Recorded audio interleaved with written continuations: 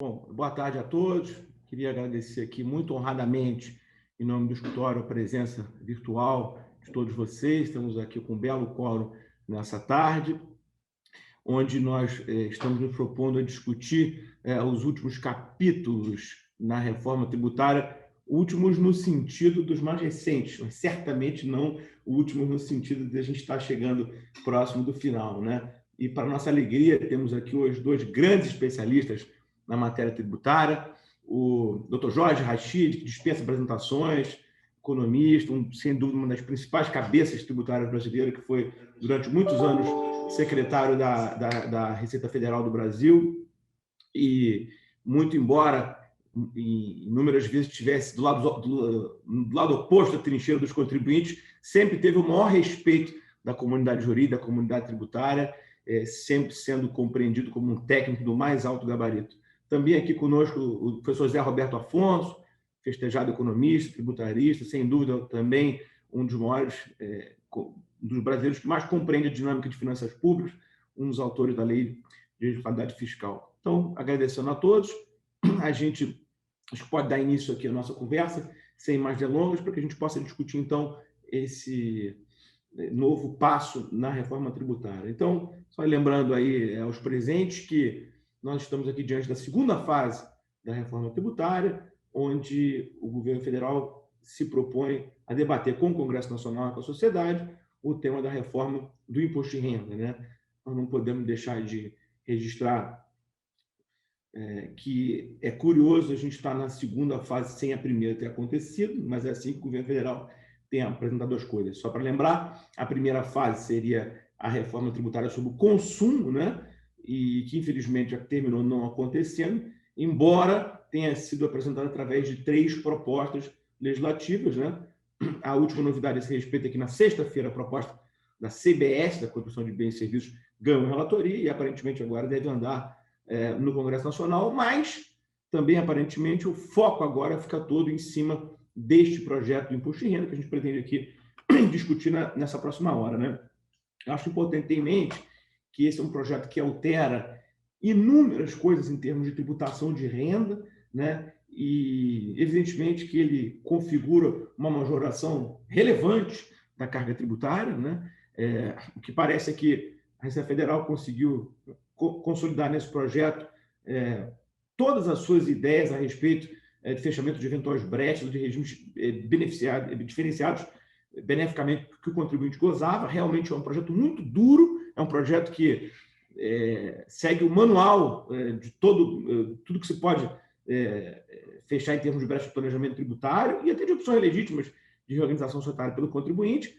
Tudo isso em prol da atualização da faixa de isenção do imposto de renda, que vai de R$ 1.900 para R$ 2.500, desonerando milhões de brasileiros do pagamento do imposto de renda, e também da atualização da faixa, uma redução do imposto de renda entre R$ 2.000 e R$ 5.000. Muita gente pergunta o que vai acontecer com esse projeto, né? Claro que é muito difícil a gente ter uma ideia concreta sobre isso, mas a gente pode lembrar qual o rito legislativo que esse projeto pode ter. O relator, na sexta-feira, foi o deputado Celso Sabino, do PSDB do Pará. O deputado Celso Sabino é auditor fiscal, e então, se é verdade que o cachimbo faz a boca torta, a gente pode imaginar que a gente vai ter um relator muito duro, né, em termos de discussão com os contribuintes. Esse projeto, segundo anunciado pelo presidente Arthur Lira, tramitará direto em plenário, o que eu digo a vocês que me parece uma notícia muito ruim, né? Porque, não passando em comissão especial, as emendas não são apreciadas em destaque, né? Se ele for realmente para plenário, o que acontece se for deferido o regime de urgência, as emendas para serem apreciadas precisam de um quórum de 103 deputados. Ou seja, é muito difícil, efetivamente, que as emendas apresentadas pela sociedade civil sejam apreciadas se de fato for nesse regime de urgência, se for para esse fast track legislativo, né? A outra má notícia a esse respeito é que o presidente Arthur Lira declarou há pouco, acabei de ver aqui no Estadão, que ele vai tentar votar isso antes do recesso, isto é, nas próximas 2 semanas, que parece um desafio grande se a gente compreender a complexidade e a magnitude desse projeto. Então, parece um tempo rápido demais, mas precisamos ver o que vai acontecer nos próximos dias, né? Um último comentário inicial é que não há dúvida que qualquer alteração em termos de imposto de renda que seja aprovado só vale para o exercício financeiro subsequente, 2022, por força do princípio da anterioridade, né? Eu queria ouvir, então, os comentários iniciais aqui do Dr. Rachid, do Zé Roberto Afonso, para depois a gente poder adentrar mais concretamente nos pontos principais da proposta. Naturalmente, quem quiser mandar pergunta, por favor, usem aqui o recurso do Q&A do Zoom e, na medida do possível, eu vou tentar endereçá-las. Se nós não pudermos respondê-las agora, responderemos posteriormente. Doutor Rachid, obrigado mais uma vez. Tem a palavra. Doutor Bichara, boa tarde. Muito honrado estar aqui nesse evento para discutir um tema importantíssimo. Professor Zé Roberto, um prazer estar aqui contigo e um prazer estar com essa audiência, né? De fato, como bem colocado, doutor Bichara, é uma proposta legislativa, um projeto de lei, com 68 artigos, com dezenas, no mínimo 4 ou 5 dezenas de revogações, com revogações cruzadas, com texto bastante, eu diria, em determinados momentos, com um texto com mais de uma interpretação, né? Isso gera uma complexidade maior ainda para a legislação tributária, porque pode ensejar um contencioso no futuro, um texto que envolve renda, mas alcança, como você bem colocou, todo o escopo de uma renda, pegando de física, jurídica, mercado financeiro. Tem medidas boas, como você colocou na minha avaliação, algumas justas, mas o ponto que mais me chama a atenção é a falta da precisão que se tem e a falta da lógica que normalmente, quando se altera uma norma tributária, quando se busca introduzir uma norma tributária no ordenamento jurídico, essa norma tem que dar resposta a um efeito, né? Vou lhe dar um exemplo. Vamos fazer essa norma para enfrentar o problema da pejotização. Ok, né? Então, se enfrenta uma norma, se traduz uma norma para enfrentar o problema da pejotização e não atirar em 100% das empresas, no caso que eu me refiro da questão da distribuição de dividendos, além da imprecisão que há no próprio texto, em termos de momento que vai se cobrar, em termos de momento que vai... da própria locação, em termos da ocorrência do fato gerador. Eu acho que mais adiante a gente vai entrar no detalhe, mas o fato é que é uma norma muito extensa e, apesar desse trâmite que é mais simples, mais célere do que uma PEC, um projeto de lei complementar, de início é bom alertar, né? Não se toma, de forma alguma, devemos tomar decisões precipitadas. Tem muita água para correr, pode correr muito rápido, é verdade, mas de forma alguma, até pelo ponto que você bem colocou, a história do princípio da anterioridade, né? Essa norma para valer para o ano que vem, né? Então, essas são as minhas considerações iniciais. Por favor, e mais um prazer, muito honrado de estar aqui neste evento.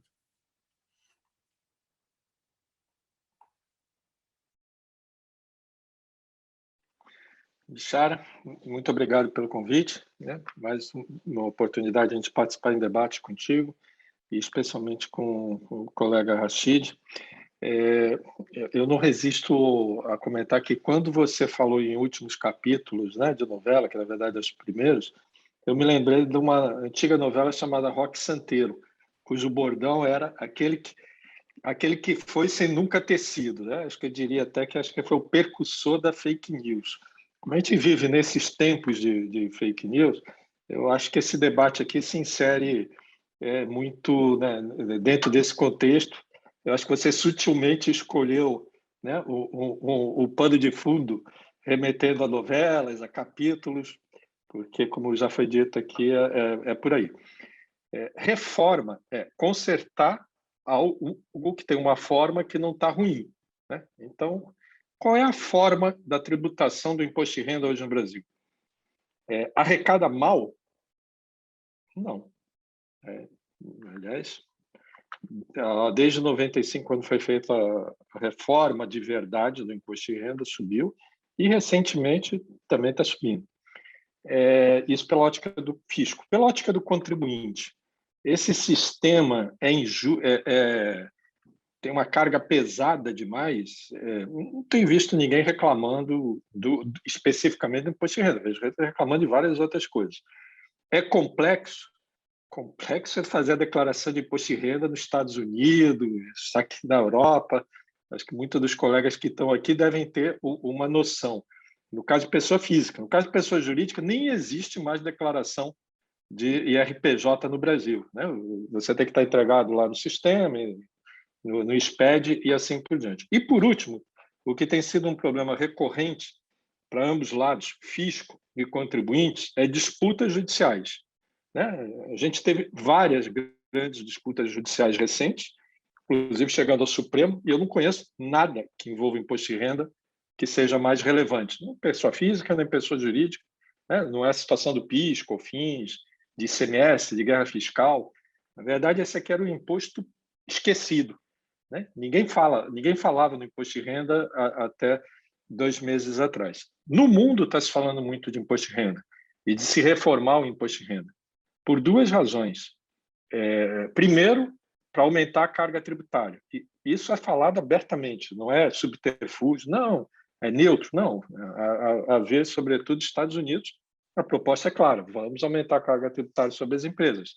G7, G20, vamos combater a fraude fiscal. Europa, vamos combater, vamos arrecadar mais dos gigantes da internet. Então, o objetivo é, claro, aumentar a carga tributária, inclusive para pagar o custo da pandemia. E por que o imposto de renda está sendo muito discutido aqui fora?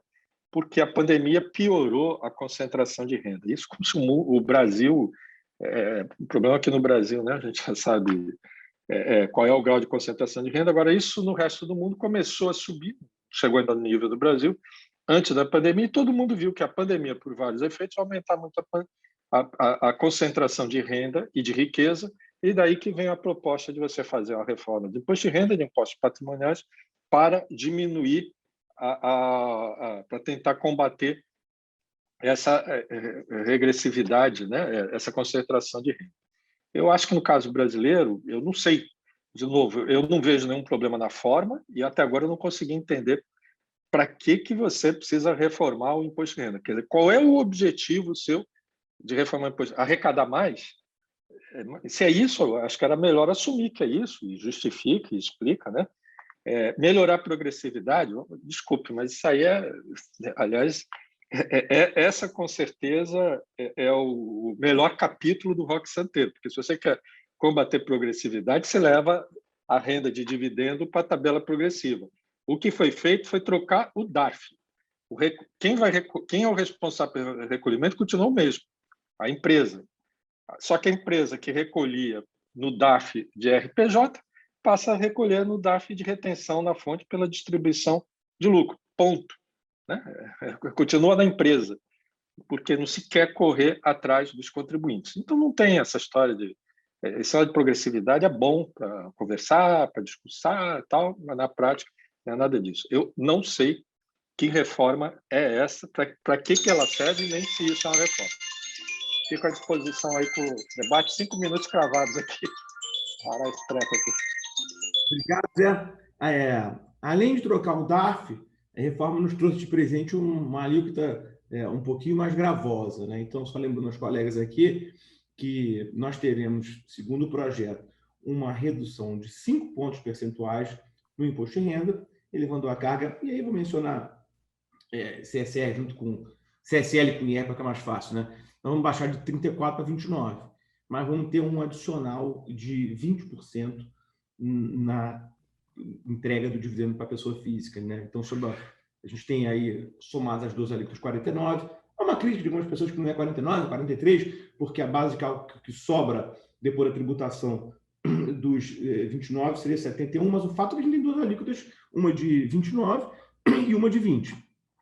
Há uma isenção de R$20 mil válida apenas para sócios de micro e pequena empresa. Isso é muito importante a gente destacar, porque acho que está havendo uma certa confusão, muita gente pensando que a isenção de R$20 mil é para qualquer empresa. Não, é só para micro e pequena empresa. Então, se o empresário tem, por exemplo, uma pessoa jurídica submetida ao presumido, ele necessariamente vai se submeter ao imposto de renda sobre dividendo, sem isenção. Esses 20%, importante a gente ter em mente que nós não estamos falando de imposto de renda de fonte, nós estamos falando do imposto novo, o imposto sobre dividendo, né? Então, ele será retido na fonte, creditado já líquido. E a pessoa, o acionista, a pessoa jurídica controladora que recebe dividendo, poderá compensar se ela subir com esse dividendo. Ou seja, ela é submetida à retenção do pagamento quando recebe e compensa quando sobe, para que se tribute uma vez só as cadeias verticais. O problema que se apresenta, naturalmente, é quando esse dividendo não for distribuído por uma razão qualquer, né? E nessas hipóteses, só restará ao contribuinte capitalizar o dividendo, hipótese em que, incorrendo, ele fica 5 anos sem poder distribuí-lo, né? Então, isso é uma coisa importante para a gente ter em mente. Nós não estamos falando de imposto de renda, que se houver saldo credor, ele pode compensar qualquer tributo. Não, não é isso. Ele só pode compensar se ele der saída naquele dividendo, né? Há também uma exceção nas hipóteses onde a pessoa jurídica controladora estiver em paraíso fiscal ou jurisdição com regime fiscal privilegiado, que é, por exemplo, o caso de Delaware, é importante a gente destacar. Nessas situações, o imposto de renda passa para 30%. E uma pergunta que se apresenta muito para nós aqui é com relação ao dividendo eventualmente aprovado, mas não distribuído relativo ao passado, né? Então, na nossa opinião, esse dividendo ele não pode ser capturado sob pena de retroatividade, que é vedado no ordenamento, mas é muito importante destacar que o projeto não diz isso, né? Ao contrário de inúmeros outros projetos de lei que ressalvavam os dividendos anteriores, este não só não prevê essa ressalva, como foi dito pelo secretário da Receita, o Dr. Toches, na sexta-feira, que a ideia é sim capturar o passado. Portanto, se o dividendo não tiver sido distribuído, não tiver sido capitalizado, a Receita terá sim a pretensão de tributação. Esta pretensão, a nosso ver, manifestamente inconstitucional, há um precedente do Supremo conhecido, no caso da medida provisória 2158, que inaugurou a sistemática de tributação do lucro exterior no Brasil, onde o Supremo disse que a sistemática é válida, mas dali para frente, os lucros acumulados não seriam capturados. Então, se tiver litígio, acho que a chance de sucesso dos contribuintes é muito boa, mas, claro, puder distribuir ou capitalizar, se evita isso com facilidade. Um outro ponto que é muito importante, eu acho que a gente destacar, é que com o retorno da tributação dos dividendos, o Brasil ressuscita uma discussão que estava morta há mais de 20 anos, que é o da DDL, a distribuição disfarçada de lucro, né? Então, com a tributação sobre o dividendo, a gente passa a ter que se preocupar se aquela despesa efetivamente efetuada pela sociedade, pela pessoa jurídica, foi no interesse dela e não no interesse do sócio, né? Esse ponto da DDL é um ponto muito importante a gente destacar, porque me parece que algumas pessoas têm ilusão no Brasil que existe força de fiscalização para que haja um fiscal dentro de cada empresa, sabendo se o acionista debitou aquela empresa, porque aquela despesa na pessoa jurídica, porque ela é realmente do interesse da sociedade, ou se ela é da pessoa física. A esse respeito, eu queria pedir um comentário do Dr. Rachid, que tem como ninguém essa visão da prática da Receita Federal, e eu queria perguntar, Dr. Rachid, qual é a sua opinião sobre essa questão do dividendo, especificamente sobre a ótica de existir efetivamente uma simplificação. Há uma simplificação? As regras de DDL serão facilmente aplicáveis? Muito obrigado, doutor Bichara. Muito obrigado pela pergunta, porque realmente nós estamos trazendo toda a complexidade que havia no sistema até 1995. Nós estamos retomando isso agora numa realidade que nós deveríamos avançar para simplificação e não trazer complexidade. De forma alguma, a administração tributária tem condições de fazer um acompanhamento e verificar se efetivamente há o cumprimento regular, né, da norma. Veja, quando você traz uma norma complexa, há várias formas de interpretá-la, né? Você vê, especialmente na questão de distribuição disfarçada de lucro, que eu trabalhei como auditor fiscal da Receita na execução lá, gerava muita dúvida. O contribuinte também pode interpretar de uma determinada forma essa norma, dizendo, não, isso não é objeto de DDL, eu adoto essa linha. O fisco, quando chega para auditar, ele pode interpretar de outra forma. E se o fisco não chegar para auditar, há um desequilíbrio, uma concorrência desleal violenta para quem cumpre uma norma no estrito senso e o outro que interpreta de forma mais ampla. Lembrando que, quando há um conflito, nós estamos levando para o contencioso, isso é mais insegurança jurídica aí que nós temos, como bem colocou o professor Zé Roberto. Se discute muito o contencioso aqui no Brasil tributário, no âmbito federal, é muito focado no PIS/COFINS, do não cumulativo. O PIS/COFINS cumulativo praticamente não tem contencioso. A tributação de imposto de renda, praticamente, o contencioso dela, que está por existir, é justamente esse conflito da norma entre, quando entrou no Brasil a obrigatoriedade da adoção da contabilidade internacional, né? Onde há um distanciamento muito grande da contabilidade com a base de cálculo do imposto. No passado, hoje tem mais de 100 adições e exclusões de uma grande empresa, isso gera conflito, mas não nesse ponto aí que nós estamos trazendo, que é a questão da distribuição de dividendos. Portanto, objetivamente, de forma alguma, é mais complexidade e mais conflito. Um ponto interessante, se me permitir, você comentou da norma sobre o momento da distribuição, né? Crasso, não é possível poder levar um lucro gerado agora para ser tributado lá na frente, né? Não faz sentido que, quando em 1995, quando nós passamos para a isenção, teve todo esse cuidado de fazer essa transição. Os projetos de leis que circulam, que tramitam lá no Congresso, têm esse cuidado. Não é possível da iniciativa do governo partir dessa forma. Um outro ponto, doutor Bichara, sobre a isenção das micro e pequenas empresas, né? Aquele limite de 20 mil. Né? Olha que coisa curiosa, né? A norma fala os lucros recebidos pelas pessoas físicas residentes no Brasil por micro e pequenas empresas, de que trata a Lei Complementar 123. Eu interpreto da mesma forma, não, de que trata a Lei Complementar 123. Portanto, se restringe apenas aos sócios das empresas do Simples, tá certo?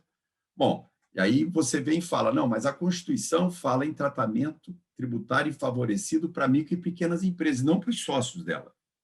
Bom, essa é a leitura. Mas uma outra leitura também, não é, Zé Roberto? Que a Lei Complementar 123, ela define micro e pequenas empresas e ela fala do regime simplificado, onde o contribuinte precisa optar por esse regime. Alguém pode interpretar, não, se essa norma sair assim, eu sou micro e pequena empresa de acordo com a Lei Complementar 123, mas eu não optei pelo regime.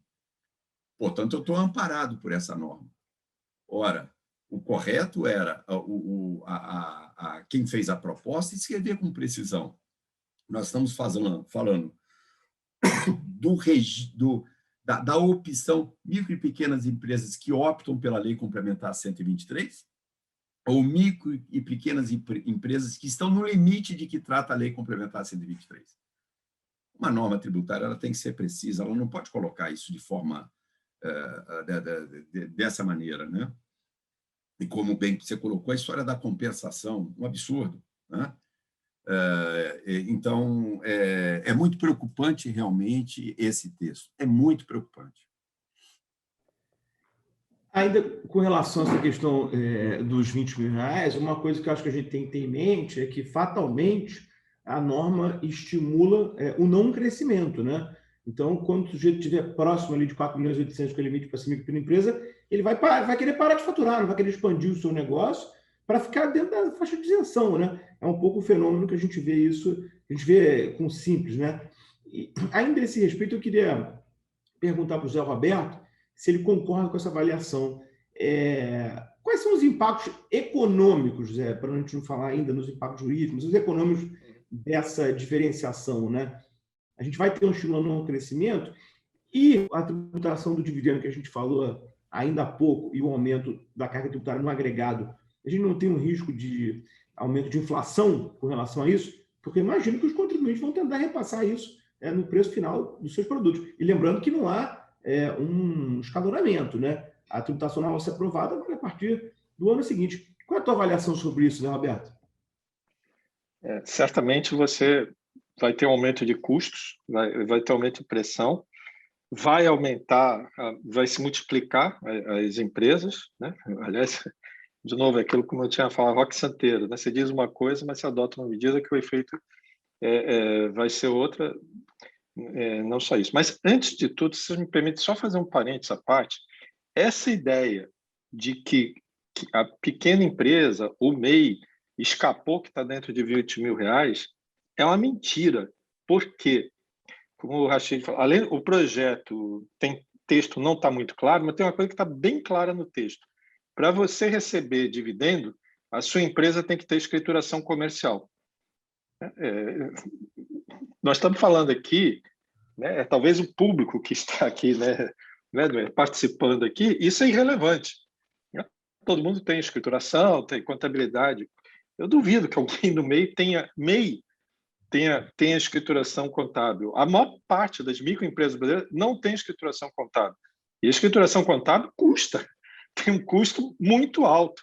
Né? Não é pouca, tem um custo muito alto para quem ganha 5 mil reais ou mesmo que ganhe 20 mil. Isso passa a ser obrigatório. Né? Aí não tem dúvida nenhuma no projeto. Aliás, em mais de um lugar, isso é colocado. Esse projeto, inclusive, eu acho engraçado. Isso aqui me lembra assim, quando você vai no médico, que você tem um problema, que você está doente, e o médico vai prescreve um remédio para você e fica pensando nos efeitos colaterais. Aqui tem 2 remédios e 66 artigos para cuidar dos efeitos colaterais, que, na verdade, é uma confissão antecipada de reconhecimento de que as medidas que estão sendo adotadas vão, né, gerar... Por que está exigindo escrituração contábil? É para tentar combater o DDL com dados. Agora, você veja, quem vai fazer DDL não é o cara que está no meio, é o cara que está lá em cima. E quem vai pagar a conta de como a Receita não tem capacidade suficiente para fiscalizar o cara que está lá no andar de cima, quem vai pagar a conta é o cara que está lá no andar de baixo. Aliás, ele não vai pagar a conta. Grande parte vai virar informal. Né? E isso volta à sua discussão aí, Bichada. Na minha opinião, você vai empurrar muita gente de volta para a informalidade, estimular a não crescer, eu diria até que é o efeito menor. O que mais me preocupa é o Simples brasileiro é um sucesso mundial de trazer gente para dentro da formalidade, inclusive agora no meio da pandemia. Aliás, é só ler o jornal de hoje, né, relatando a quantidade de gente. Aqui embaixo, você vai empurrar o cara para a informalidade,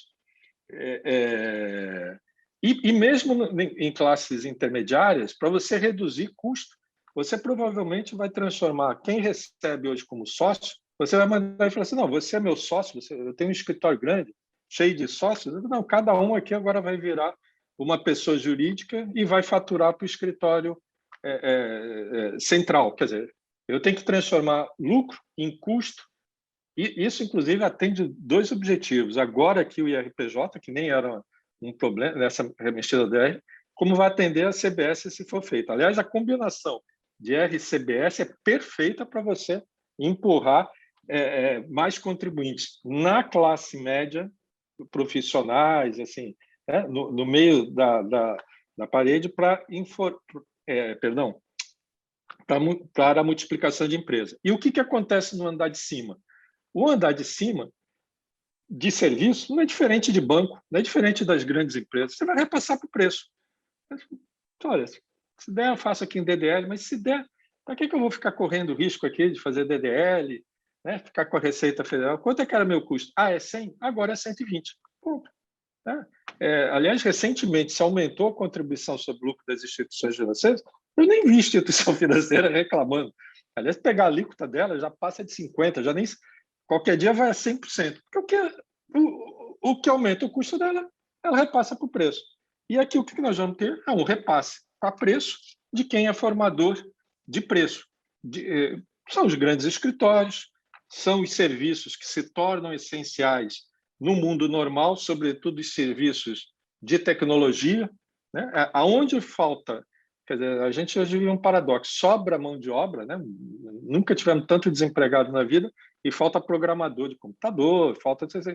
Esses aí, na verdade, vão fazer duas coisas, ou vão para o exterior ou vão repassar para o preço, ou da inflação ou da saída. Aliás, provavelmente a Receita Federal já estava preocupada, já está antevendo a saída, e como o Rachid disse, o projeto tem uma quantidade infinita de medidas para, né, punir quem esteja no exterior, mas assim, quem esteja no Brasil fazendo negócio com o exterior. Eu acho que você vai empurrar muita gente para o exterior, sobretudo dessa área top, né, como na área de TI, quer dizer, onde a gente mais precisa de cérebros, eu vou botar eles para fora.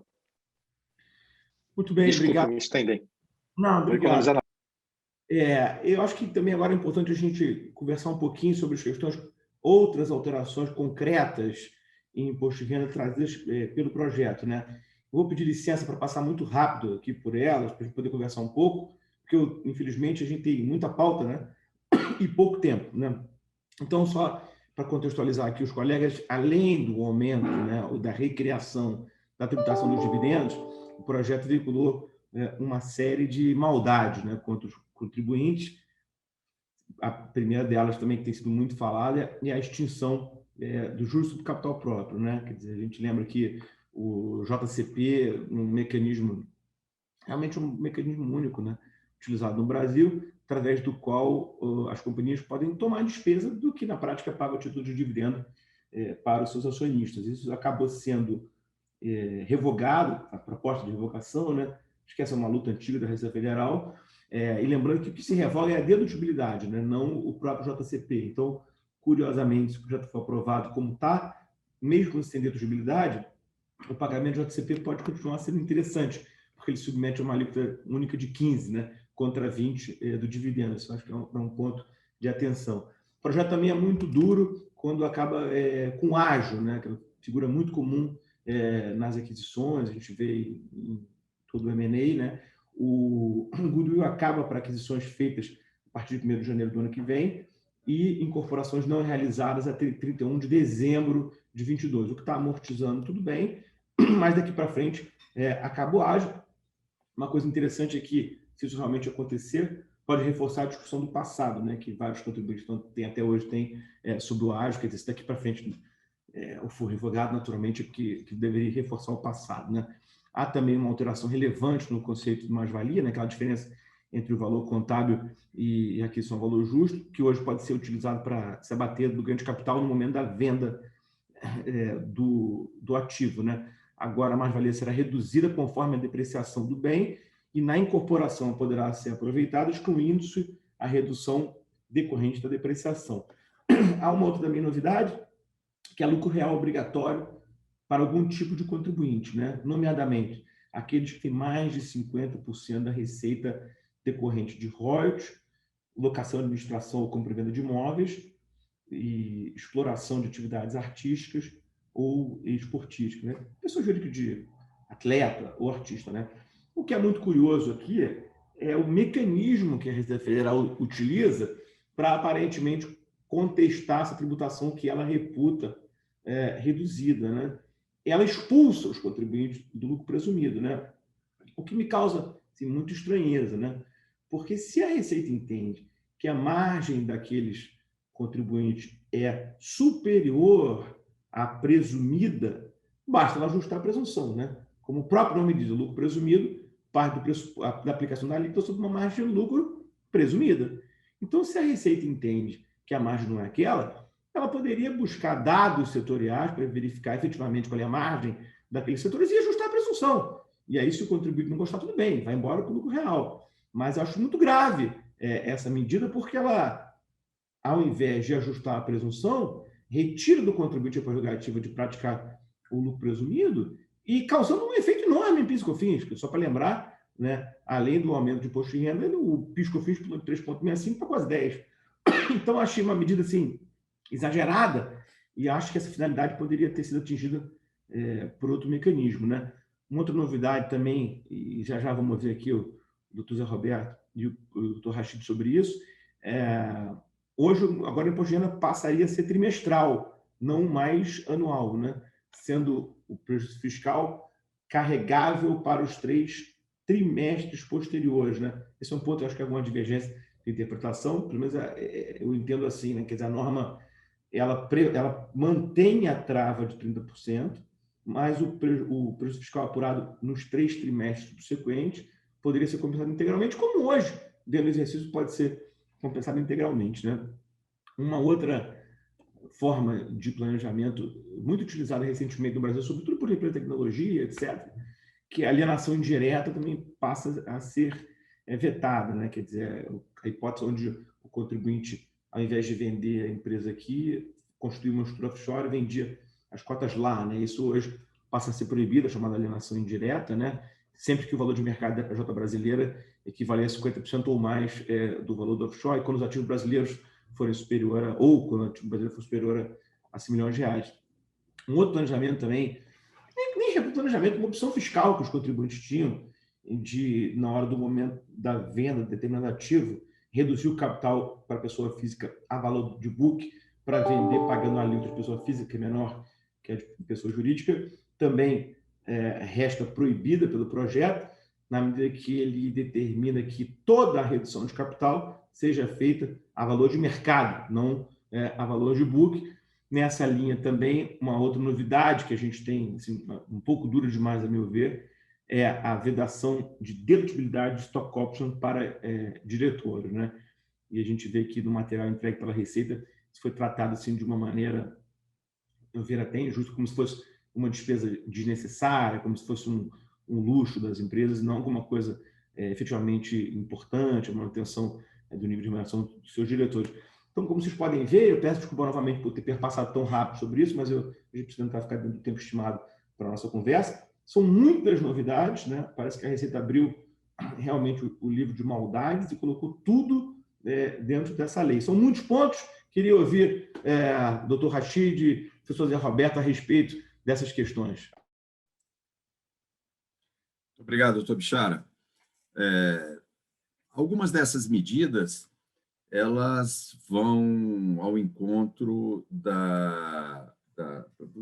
de uma discussão internacional, né, na busca de reduzir o espaço de elisão tributária, né, espaço de evasão. Né. Tem algumas que focam nesse sentido. Outras, como você colocou, ela, por exemplo, a mudança da apuração trimestral foi uma opção de trazer a tributação de forma definitiva, de forma trimestral, e o contribuinte não tem mais aquela possibilidade de fazer opção anual e ter balanço de suspensão ou o pagamento por estimativa ou por balanço de suspensão. Essa redação que você falou do prejuízo, de fato, está duvidosa, né? Pode valer um prejuízo o trimestre imóvel ou não, né? Caberia um ajuste efetivo nesse texto, né? A questão do JCP realmente acaba com a dedutibilidade do JCP e não o Instituto, mas a dedutibilidade. E lembrando que isso reduz substancialmente ou razoavelmente a alíquota efetiva das empresas, especialmente capital aberto, mercado financeiro que utiliza isso. E tem um propósito em relação a isso. Por que ele surgiu, né, o doutor Bichara e Zé Roberto? Né? Não foi, vamos dar um benefício, não. O propósito do JCP era no momento de correção monetária, quando terminou, né, E o que acontece? Nesse momento, você vê, ora, é mais fácil, lá na época, é mais fácil tomar dinheiro emprestado para reduzir minha tributação, né, reduzir a base com despesa financeira, do que manter a empresa capitalizada. Era esse o motivo do JCP. Eu acho, apesar da coletiva for dito que esse motivo não mais se justifica, eu acho que é mais vantajoso ter o JCP do que a empresa ir para o mercado, se endividar, ter problema de equilíbrio lá no futuro, né? Por sua vez, eu não preciso capitalizar, para que eu manter a minha empresa capitalizada? Né? Eu vou para o mercado, reduzo minha base de cálculo. Quer dizer, são, mais uma vez, decisões que foram tomadas sem examinar a repercussão realmente do que acontece na economia. Esse cuidado a Receita Federal sempre tem. Né? Eu não sei se, pelo fato de a semana passada ter sido bastante tumultuada e houve uma pressa de colocar esse projeto de lei na praça muito rápido, né? Lembrando que na tarde de sexta-feira o ministro da Fazenda, a própria Receita Federal anunciou um PowerPoint dizendo determinados pontos, inclusive chama atenção, doutor Pichara, que lá falava nesse PowerPoint que a alíquota de 5% para o imposto de renda da pessoa, a alíquota beneficiada para atualização de bem, né, do custo de aquisição, né? O projeto de lei que circulou à tarde, falava em 5%. À noite, quando foi feita a formalização, o projeto veio a 4%. Né? Quer dizer, é uma coisa, parece que foi feita às pressas esse projeto. Um outro ponto que você comentou diz respeito à questão do JCP, eu já tinha comentado, do ágio, né? A questão do ágio. Realmente há uma preocupação da Receita muito forte em relação à questão do ágio, né? Mas poderia ter deixado claro a questão da transição dos deals já formados. Né? Então, realmente é uma surpresa com esse conjunto todo de normas, e mais ainda, não está claro para quem vai interpretar essas normas, para a vida real. A falta de clareza do projeto, isso é que mais me incomoda, entendeu? Uma coisa é ficar claro, não, eu quero que seja tributado. Bom, bacana, eu vou tomar uma decisão, eu vou fechar a empresa, vou para o mercado financeiro, porque, afinal de contas, investir na empresa e ter um dividendos de 20, o mercado ter a 15, vou para o mercado financeiro. Né? Vou para fora, como o Zé Roberto falou. A questão é a falta de clareza de um projeto dessa magnitude, isso realmente não é normal. Rachid, você, como sempre, é muito generoso. Né? A falta de clareza das medidas decorre da falta de clareza para que você precisa fazer essa reforma, ou esta reforma, com esse objetivo nesse momento. 2 comentários rápidos. JCP. Vamos ser sinceros, eu nunca vi um documento da Receita defendendo o fim do JCP. Público eu não conheço. Pelo contrário, eu já vi, inclusive, mais de um requerimento parlamentar perguntando sobre JCP e a Receita Federal alegando, olha, toma cuidado, boa parte do JCP é pago para outra pessoa jurídica, não para pessoa física. E quando paga para pessoa jurídica, vira imposto. Aliás, um detalhe importante, né? Ninguém paga mais JCP nesse país do que empresas estatais federais. E ninguém recebe mais JCP nesse país do que o Tesouro Nacional. Eu não sei se, quando foi feito esse projeto, conversaram com o pessoal da Secretaria de Orçamento e da Secretaria de Tesouro e agora a Secretaria do Departamento de Estado, que o maior impactado por essas medidas do JCP vai ser a própria União. Né? Pode ser um tiro no pé, a conferir. Outro detalhe importante que queria alertar e valorizar aí a Corporação Técnica da Receita é que, em documentos oficiais para o Congresso, quando o Congresso perguntou para a Receita sobre o fim, né, da dedutibilidade da isenção de lucros e dividendos, a Receita Federal, mais uma vez, alertou, olha, isso vai gerar uma reação dos contribuintes e boa parte desta receita que hoje é paga e é recebida não vai mais ser distribuída. Inclusive, tem um requerimento de informação dizendo que 57% da base atual das pessoas físicas vai desaparecer, né? E a conta é feita sobre o separado. Por último, Bichara, a gente economista, trabalha com conta, eu estava vendo um dos números que tem circulado, que a gente já não sabe mais o que é oficial e o que não é, sobre os ganhos com o fim da isenção de dividendos, mostrava um ganho de 18,5 bi em 2022 e 50,9 bi em 2023. Quem fez essa conta, quer dizer, para dobrar de um ano para outro, é porque sabe que, pelo menos quem fez a conta sabe que não pode alcançar os dividendos, o dividendo, ou o lucro, né, que gerou aquele dividendo anterior à edição da lei, que o Rachid falou, se isso valeu na entrada, tem que, né, no embarque tem que valer no desembarque. Mas, pelo menos, a turma das contas implicitamente reconheceu, pelo menos aqui na entrada. Interessante. Obrigado, Zé. Obrigado, doutor Rachid. Um outro ponto, o doutor Rachid até já tangenciou isso, que foi alterado no projeto, foi a tributação dos investimentos, né? Todos eles, hoje, passam a ser tributados a 15% de investimento financeiro, né?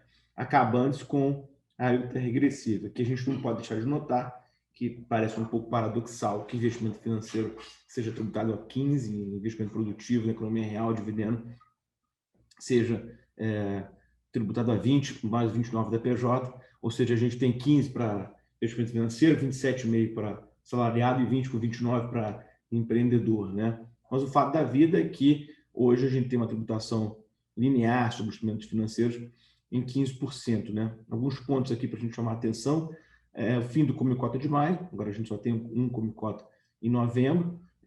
Um outro ponto bastante polêmico também do projeto é a tributação do fundo fechado, que eu acho que é uma reivindicação antiga da Receita Federal, que vem uma vez mais encaminhada nesse projeto. Então, o fundo fechado passaria a ter o Comicota de 15%.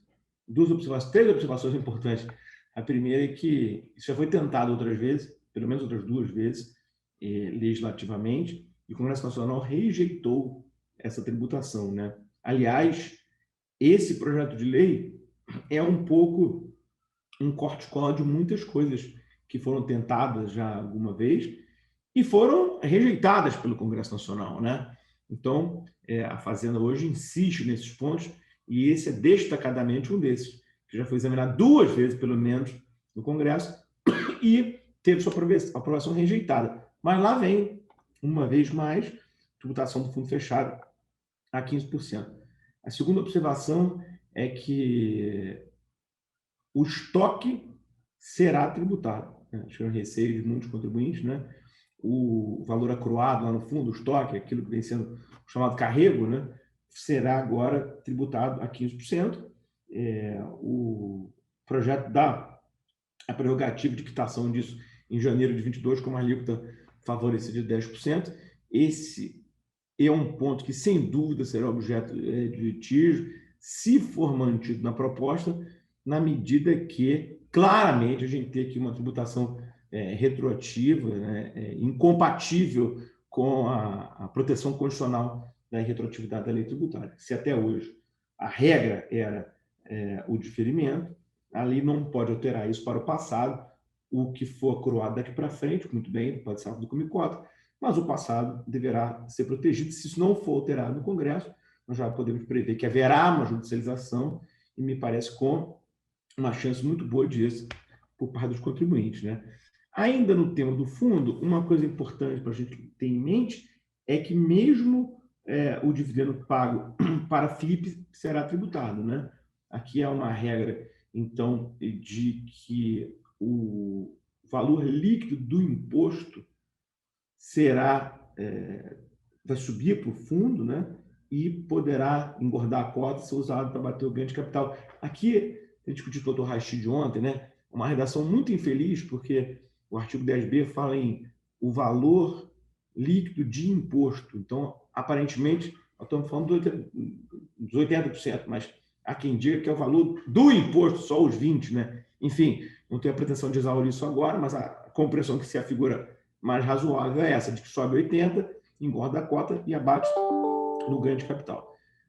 Os fundos imobiliários não são mais isentos, isso é uma coisa também importante, né? Acho que ainda continua sendo um instrumento interessante, porque a tributação é de 15%, quer dizer, ainda inferior ao do dividendo, né? Mas se alguém tem imóvel na pessoa jurídica e for pensar em colocar em fundo imobiliário para tributar 15, não vem, tem que lembrar que tem aqui a questão do ITBI, fora a obrigação de distribuição 2 vezes por ano no fundo imobiliário. Mesmo o FIP, salvo o FIP, entidade de investimento, né, que é aquele FIP cujo gestor com plano de discricionariedade de decisões, avaliação a valor justo, estratégia clara de desinvestimento, salvo esse FIP, todos os outros serão tributados no dividendo normalmente. E aqui, acho que um ponto para a gente ter em mente, não sei se o Zé Roberto talvez queira comentar, muita gente acha pouco razoável que a tributação do investimento seja inferior à da economia real, né? Assim, não sei muito qual é o racional por trás disso.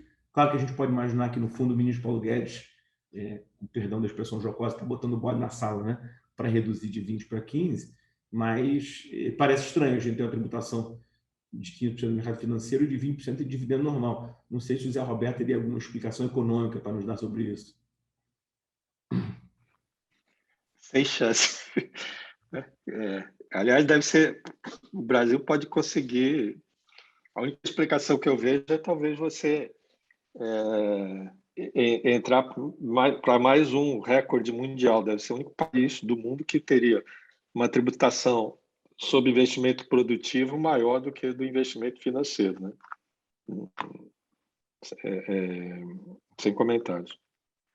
Doutor Rachid, alguma observação? Só um detalhe importante, Bichac, agora me lembrei, se me permite, tem sim uma coisa que eu tenho escutado, que eu acho engraçado, é o seguinte, ao você tributar o lucro distribuído, você vai estimular muitas empresas a manter o lucro na empresa. E está sendo pressuposto que isso aqui seria sinônimo de virar investimento, né? Quer dizer, que o aumento do patrimônio líquido, o aumento do capital, né? O fato de você não distribuir lucro, significa que isso necessariamente, automaticamente, vai virar investimento produtivo, como se a empresa não tivesse a opção de simplesmente deixar o recurso, né, parado no seu caixa, ou ela, empresa, por exemplo, entrar na participação societária de outras empresas e assim por diante. Achei, desculpe. Não, obrigado. Não, perguntar se a lógica nessa relação da tributação de investimento e a tributação da economia, né, da empresa, no projeto não tem lógica. É difícil montar uma lógica razoável nesse projeto, né? É difícil montar. Só voltando um ponto que o Zé Roberto colocou sobre a tributação de dividendos, aqueles valores, né, 18 em 2000 como é que é? 18 em 22 e 50 em 2023. Olha, 50 é um número, para mim, muito otimista. A empresa vai mudar de posição, né? É muito otimista. Por várias razões, DDL, uma série de movimentos que será feito, é natural, né? Especialmente mantido o tamanho dessa carga que está. Se junta jurídica, você tem que olhar como um todo, jurídica e distribuição. Esse é o impacto o investidor está lá. Olha. Eu quero investir numa empresa ou no mercado financeiro? Tá bom. Mercado financeiro é 15, legal. Agora, numa empresa vai ser esse conjunto todo? Não, então, peraí, ou você reduz esse conjunto todo ou eu vou optar por outra forma. E uma outra leitura desses 18 milhões nesse primeiro momento, nesse primeiro ano, é a seguinte leitura. Se meu lucro desse ano, ou meus lucros acumulados, que eu imaginava no ano que vem, aumentar meu galpão, fazer uma obra na minha indústria para empregar mais pessoas, para abrir, porque a economia vai pujar, tal. Não, quer saber de uma coisa? Se lá eu distribuir, vou tributar, eu vou distribuir tudo agora. Você imagina uma norma tributária causando um desarranjo na economia e na tomada de decisão do contribuinte. Evidentemente, é natural que uma norma de imposição tributária ele muda, mas não pode mudar de comportamento como nessa magnitude que foi colocada, né?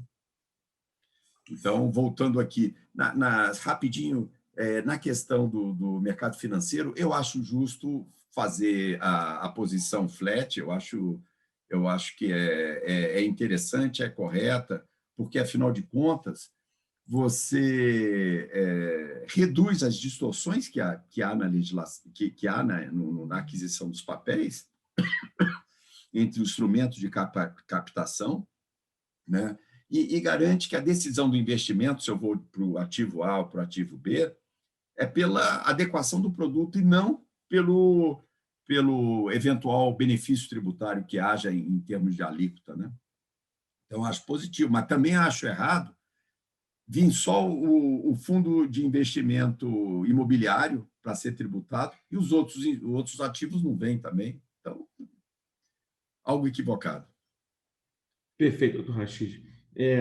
E aí, para a gente encerrar essa análise do PL em si, até porque a gente tem aqui muitas perguntas, algumas eu estou tentando já endereçar no âmbito da própria exposição, há também alterações para a pessoa física, né? Quer dizer, não é só a alteração na faixa de isenção, há outras alterações, né? Como, por exemplo, a limitação do desconto simplificado para até R$40 mil ao ano, e uma outra que é muito polêmica, que é a adoção da regra de tributação em bases universais para as pessoas físicas, né? Então, quer dizer, a pessoa física que tenha um offshore domiciliado em paraíso fiscal passa a ter que tributar a renda lá oferida aqui no Brasil mesmo, que não disponibilizada, né? Isso é um ponto muito importante que eu acho que afeta holdings pessoais de investimento, né, de muita gente.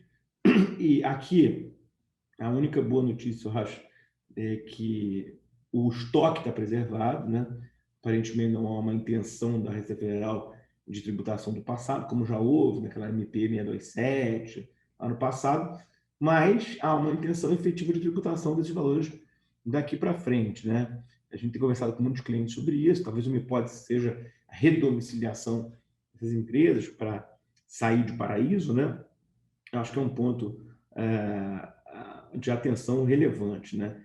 E outra alternativa que o projeto traz, essa em tese benéfica aos contribuintes, é a atualização do valor dos imóveis, para trazer o imóvel valor de mercado, pagando 4% de alíquota de ganho de capital. Quer dizer, contribuinte que tem a intenção de vender um bem lá na frente, ele antecipa essa tributação de 4% agora e marca a mercado o seu imóvel. Só para lembrar que, ao contrário de um outro projeto de lei que tramita, que é o 458, isso só vale para bens imóveis, né? No 458, isso seria válido para quaisquer bens, né?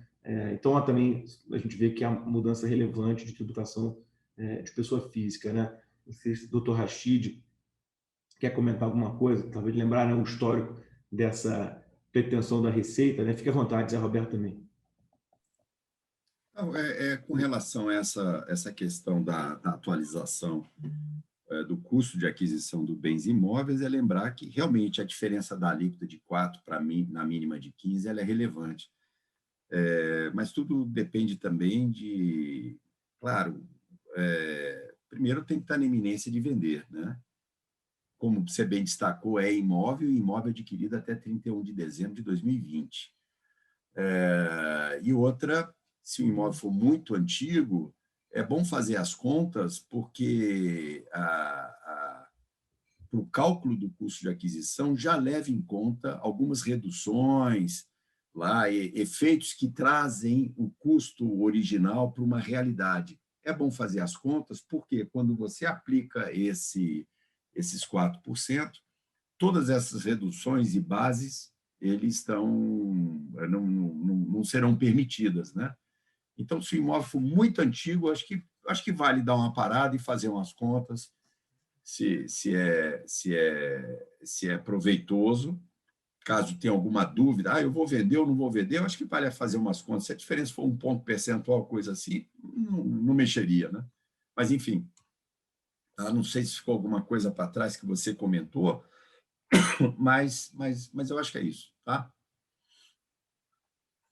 A gente tem aqui muitas perguntas, talvez a gente consiga fazer algumas delas, né? A gente tem várias perguntas sobre a questão da isenção dos R$ 20.000 não estimular ainda mais a pejotização. Lembrando que a justificativa do PL para essa isenção é justamente combater a pejotização. Aliás, o PL como um todo tem uma preocupação de combate à pejotização. A gente tem muitas perguntas aqui sobre isso. Eu gostaria de ouvi-los a respeito desse tema. Quer dizer, será que o projeto atende ao que ele se propõe ou vai piorar a situação? Eu acho que piora a situação. Eu acho que piora. É claro, né? Estimula e em prejuízo, inclusive, para o orçamento da Previdência. Né? Correto, professor Zé Roberto? Primeiro, assim, eu tenho uma implicância com o termo pejotização, que, aliás, é só usado no Brasil. Estrangeiro não consegue entender isso. Qual é o problema? O problema não é o termo, não é só o conceito.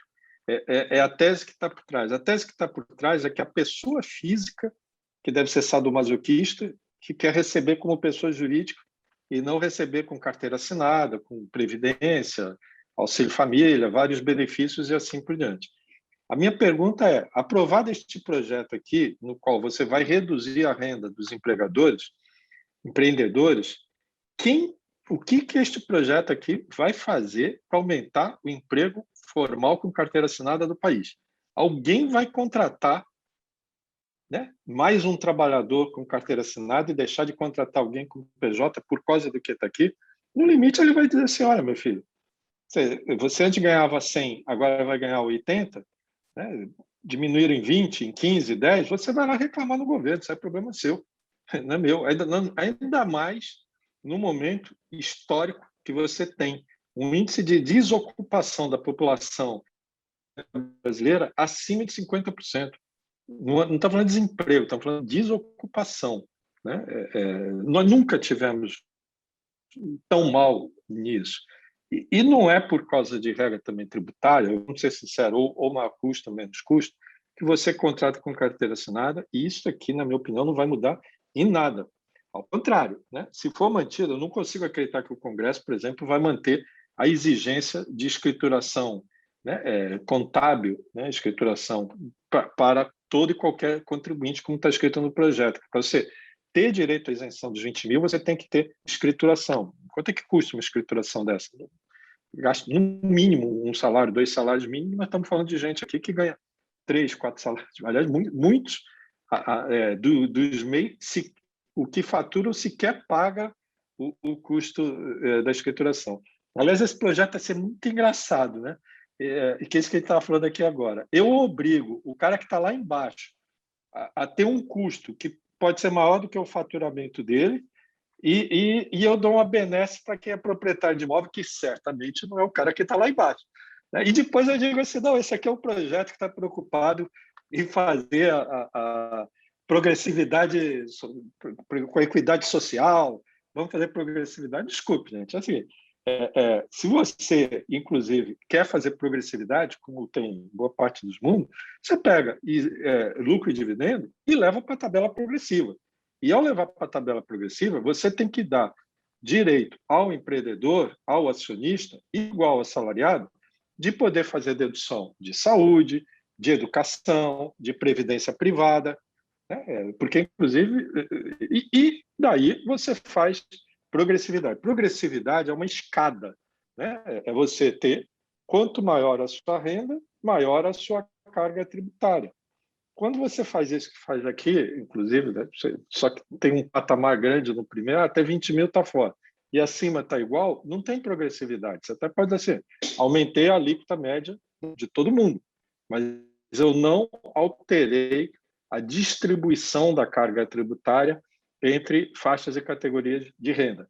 Então, se este única razão ou justificativa para ter esse projeto é fazer progressividade tributária, volto ao que a gente falou, né? Lembrando o Roque Santeiro, não tem progressividade tributária quando você opta por fazer tributação exclusiva na fonte. E quem puder vai repassar, se isso for aprovado, né, vai repassar o maior custo tributário para o seu preço de serviço, como, aliás, acontece em vários outros segmentos, né, já da economia. E quem não conseguir vai ter uma perda de renda e, no limite, vai para a informalidade. Nós temos aqui mais várias perguntas, vamos tentar endereçar mais 3 para a gente tentar ficar dentro aqui do nosso horário, né? Há uma que se repete aqui um pouco, que diz respeito à seguinte indagação: o impacto desta proposta de reforma tributária sobre a economia se mostra tão grande quanto desastroso. Neste contexto, corremos o risco de acabar gerando uma queda na arrecadação? Doutor Rachid, Zé?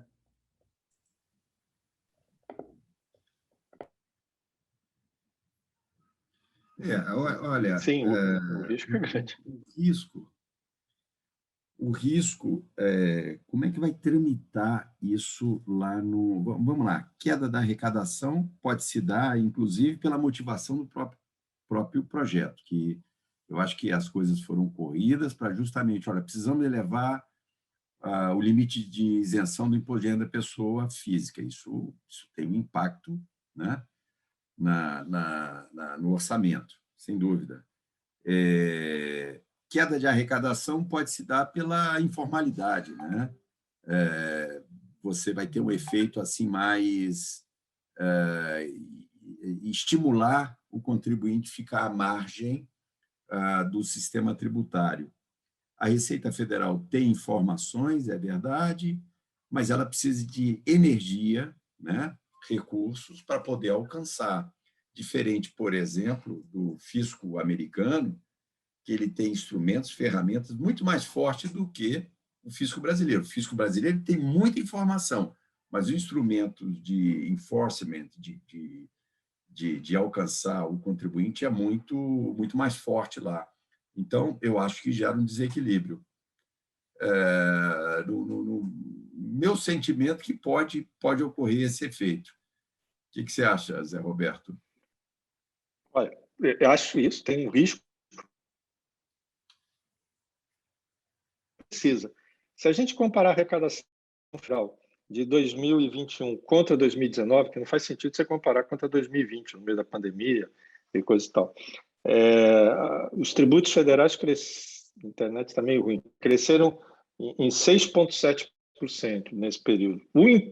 Os tributos que mais cresceram foi RPJ e contribuição social sobre o lucro líquido, e 5,3%. Aqui está valendo aquela máxima do futebol. Em time que está ganhando, você vai e mexe, né? Acho que nunca o IRPJ e a contribuição sobre o lucro tiveram tão bem. Não só, aliás, em relação do curto prazo, quanto se a gente olhar contra 1995, quando foi feita a última reforma, a arrecadação do imposto de renda, da contribuição sobre lucro no Brasil, cresceu quase 2 pontos percentuais do PIB. O modelo brasileiro é diferente? Mas o modelo do imposto de renda não é diferente do modelo do ICMS, do PIS, do COFINS, da tributação sobre consumo, que é qual? Eu vou correr atrás da empresa e não vou correr atrás da pessoa física. Porque é muito mais fácil fiscalizar e controlar empresas, ainda mais quando eu tenho 180 mil empresas que geram 80%, né, Rachid? Por aí, né, a turma do lucro real, da arrecadação, e quando eu pego uma empresa, assim, uma Petrobras, né? Óbvio que é mais fácil fiscalizar a Petrobras do que os 100 mil, 500, 700, sei lá quantos milhares, centenas de milhares de acionistas que tem a Petrobras. E o que eu só acho engraçado é que a tendência que começa a surgir no mundo, das discussões que estão tendo de reforma de imposto de renda no mundo, o mundo está começando a falar assim, olha, acho que está na hora de a gente concentrar a fiscalização nas empresas e não tanto nos indivíduos. Quer dizer, o mundo está apontando para onde o Brasil já está desde 95. Mas como o Brasil gosta de ser diferente, né? Agora que o mundo começa a vir para onde eu estou, eu vou eu vou voltar, né, para trás. Aliás, quero dizer assim, não está se voltando para trás, porque até 95 você tributava dividendo na tabela progressiva, e esta proposta não coloca na tabela progressiva. Até não coloca, que acho que em grande parte pelo que o Rachid falou. Isso dá muito mais trabalho, exige um esforço maior de fiscalização, e a Receita Federal tem sido esvaziada não só nos instrumentos legais, ou não ganhou instrumentos legais, mas está perdendo pessoal, está perdendo orçamento, né? O Rachid aí, e todos nós conhecemos melhor do que ninguém. Aliás, esse projeto aqui, faltou de colocar no final do projeto, dobrar o orçamento da Receita para conseguir fiscalizar tudo que está aqui, porque sem isso, óbvio que vai aumentar o risco e vai perder a arrecadação. E me permita, Zé Roberto, quando você falou no caminho do mundo, o mundo está querendo alcançar como base de cálculo faturamento, né? Para ser muito mais fácil, inclusive, né? Sem essa complexidade toda, né? Faturamento bruto, não é nem valor adicionado. O contribuinte paga imposto.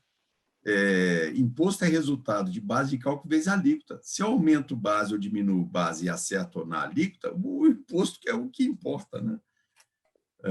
Mas é isso. Legal, a gente tem mais algumas perguntas aqui, tentar endereçar algumas, né? Nos é solicitado comentar um pouco mais sobre a parte posterior, se a gente acha viável os 27,5 e como fica a nossa visão sobre o fundo de investimento. Olha, a questão do 27,5, o argumento, eu acho, em termos de debate, não é simples, né? Porque se a aplicação que é feita internamente é tributária, a feita no exterior, em tese, fica um pouco sem justificativa para não ser, né? Então, acho que vai ser um debate político, mas em termos de argumento jurídico, acho um pouco difícil, né? A gente defender a manutenção, né? E com relação à questão do fundo, aí a regra de controle, né? Quer dizer, se em cima da offshore tem um fundo com poder de controle, quer dizer, mais de 50% do capital votante, etc., em tese, nos parece que o fundo também estaria no mesmo barco, também estaria submetido à regra de CFC. Não sei se o doutor Rachid, também, que eu sei que já estudou isso, está de acordo comigo.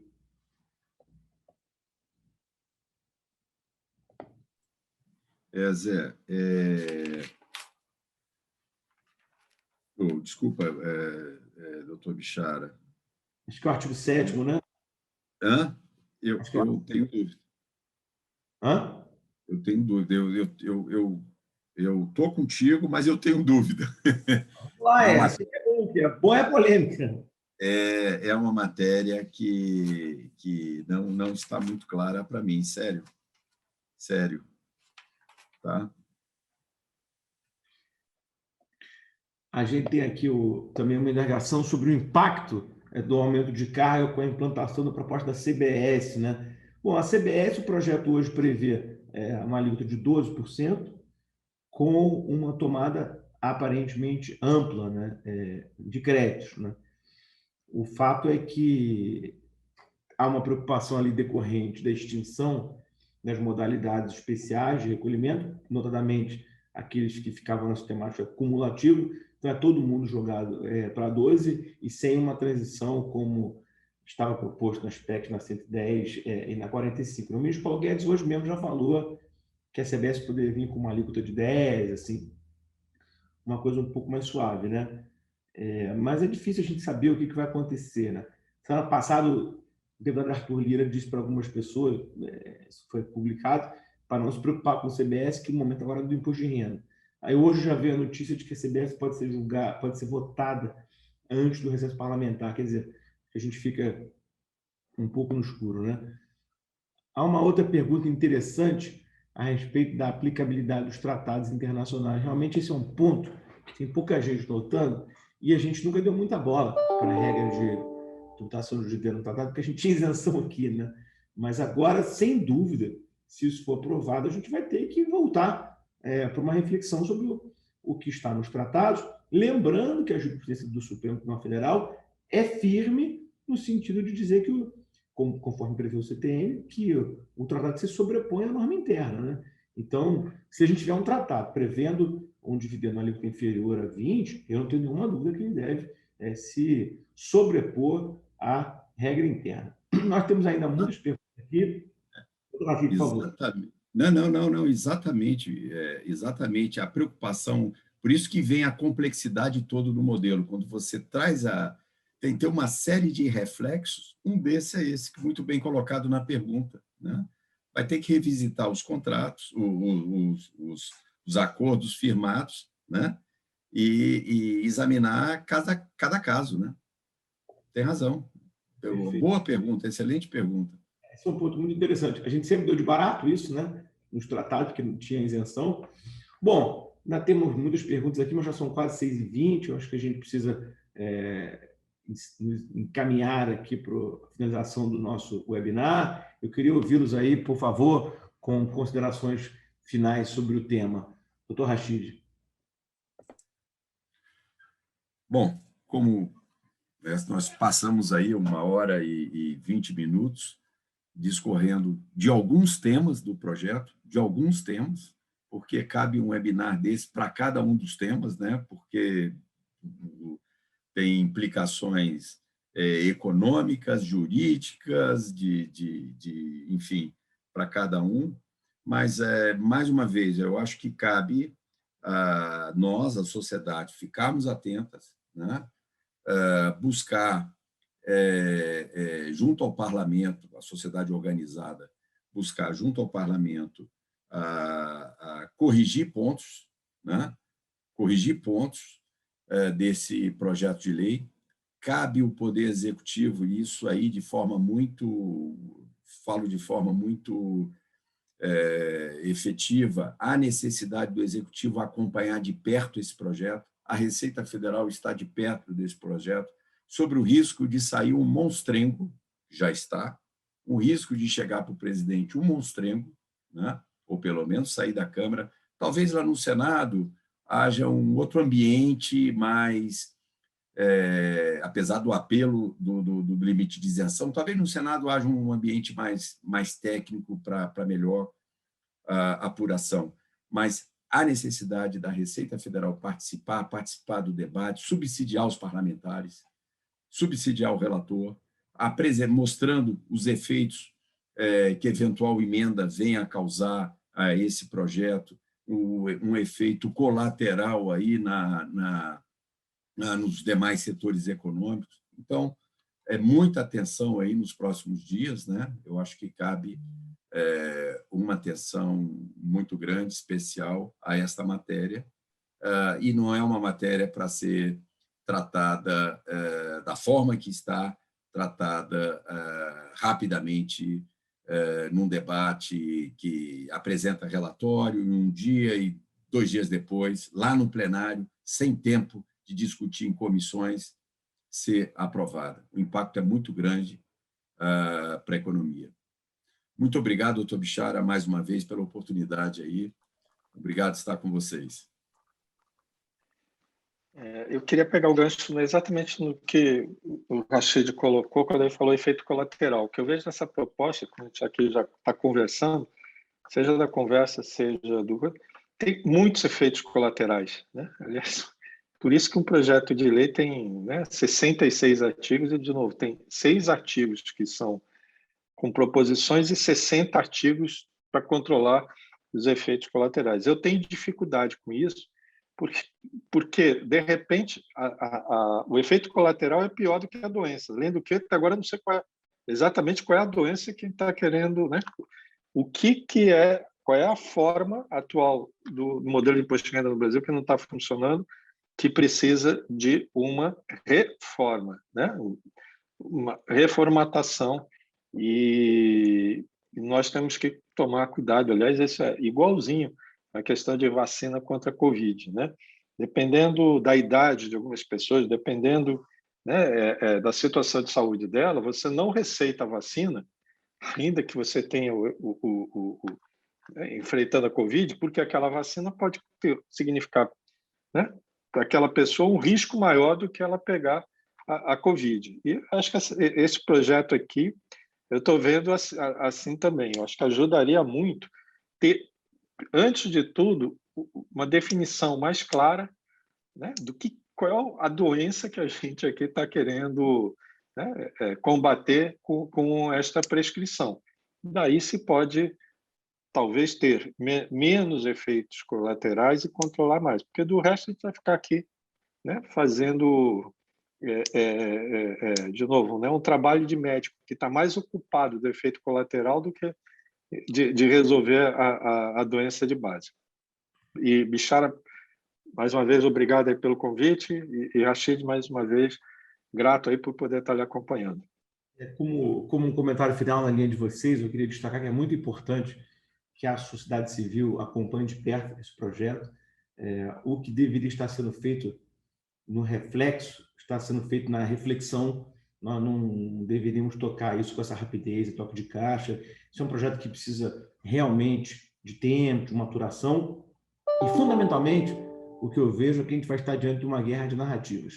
O governo federal está tentando emplacar a narrativa dele de que esse é um projeto que extingue privilégios e que melhor distribui a tributação, simplificando-a, e acho que cabe aos contribuintes colocarem as coisas às claras, mostrar que esse é um projeto que aumenta drasticamente a carga tributária. Aliás, o faz na contramão da experiência mundial, ainda que nesse momento de quase pós-Covid, tem dado incentivo para as empresas, né, no mundo inteiro, e não colocado mais obstáculos nessa corrida. Eu acho que a gente precisa duramente colocar isso, porque se não houver pressão, eu receio que isso termine sendo aprovado do jeito que está, e nós estaremos aí diante de um aumento realmente muito relevante de carga tributária, no momento onde o Brasil mal saiu dessa crise econômica ainda, né? Eu gostaria uma vez mais de agradecer a presença de todos que estiveram conosco aqui nesse fim de tarde, reafirmar que me parece que esse será só o primeiro de muitos papos sobre essa reforma, né? Temos muitos capítulos aí pela frente. Queria deixar aqui o meu abraço a todos, meu agradecimento especial ao Dr. Rachid, ao professor Zé Roberto Afonso, e dizer que contamos com vocês aqui muito em breve para a continuidade dos debates. Muito obrigado a todos, um abraço e uma boa noite.